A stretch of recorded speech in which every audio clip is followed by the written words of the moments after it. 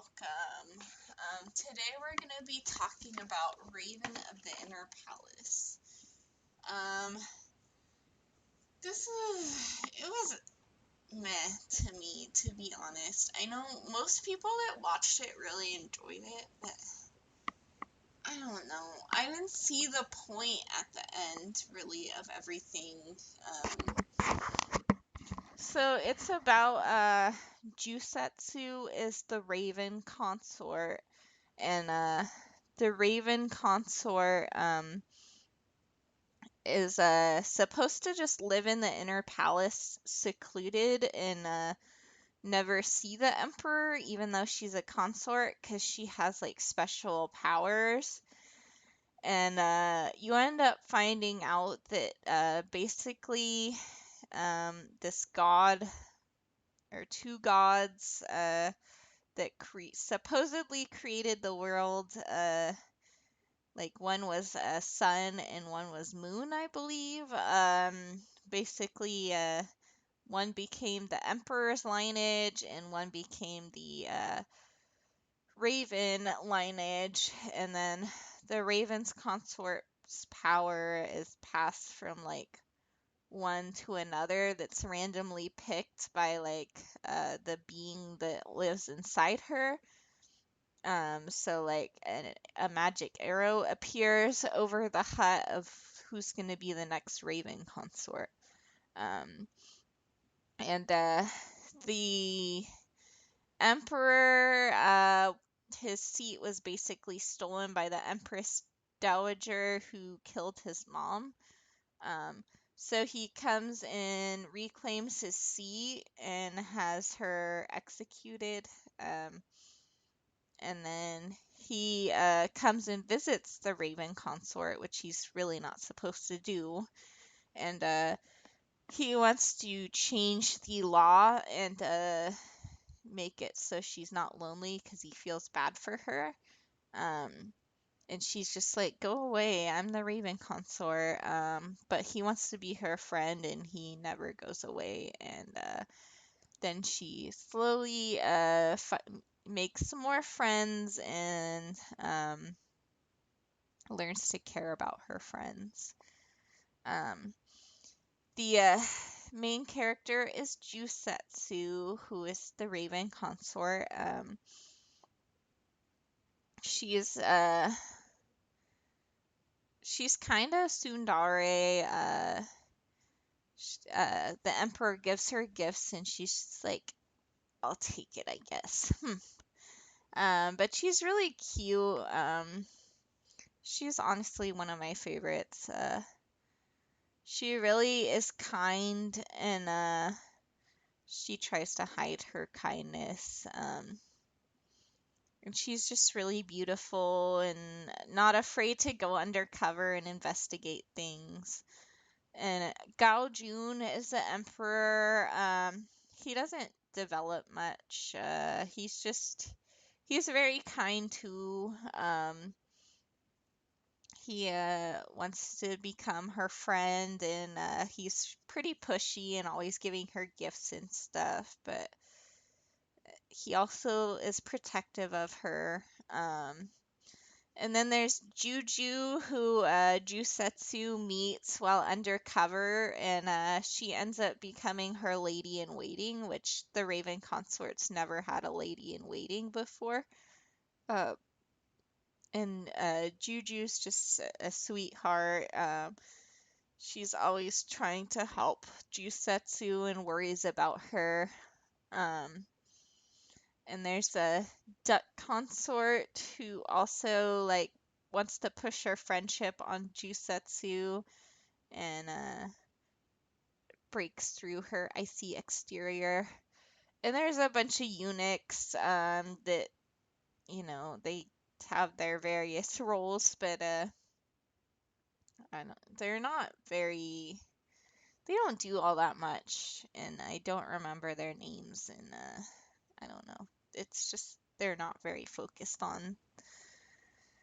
Um, the best boy is a Gao Jun, um, the emperor, and the best girl is Jusetsu. Um, The characters, I'm gonna give a 5 out of 10 because it's really just Gaojun and Jusetsu. Mainly Jusetsu is the only one that develops. The rest, like, they're hardly there. They're really just there to support Jusetsu's development, and become her friend. Like, that's it. Like, they hardly focus or develop on any of the other characters besides the two main ones. So, I mean, the two main ones are great, but I don't know. They just neglect the other characters. It's like it's pretty bad. Um, the story, I don't know.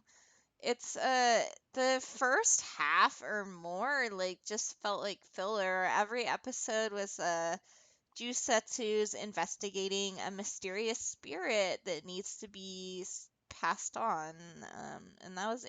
It felt really filler. It felt like the same thing every episode. I mean, then you learn about the more of the past of the Raven Consort and the Emperor, um, which is kind of interesting, I guess. And then it's like one of the first Raven consorts like was poisoning the entity that resides in them and poisoned herself, which makes it sound like their lifespan is shorter, but they really never went into more detail with that. It's kind of there's a lot of things like that that like they brought up and then they just never explain more. And I mean the whole theme is kind of mystery, but I don't know, I think they made it a little too mysterious. It's like why bring up all these plot points and then never go through with them.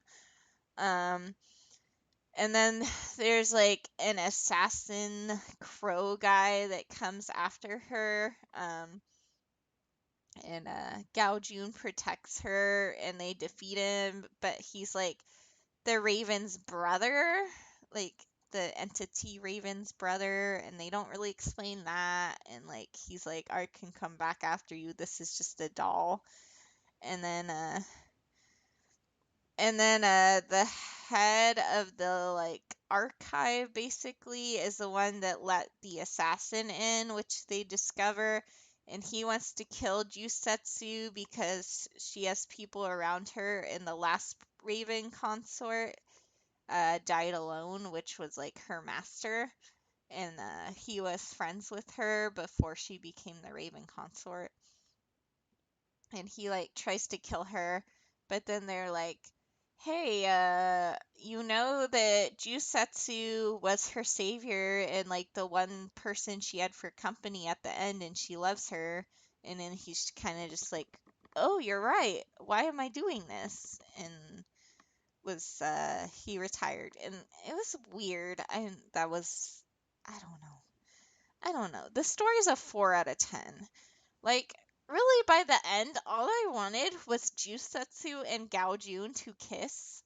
And I mean, I guess he spent the night there just to like, cause he has trouble sleeping. But like, I wanted them to at least end up together or something, cause it seemed like they were heading to the romance route, and I didn't see the point in any of it.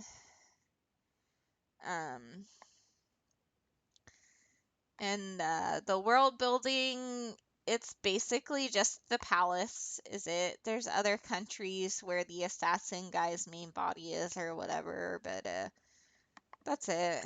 So it's a 5 out of 10. It's nothing amazing.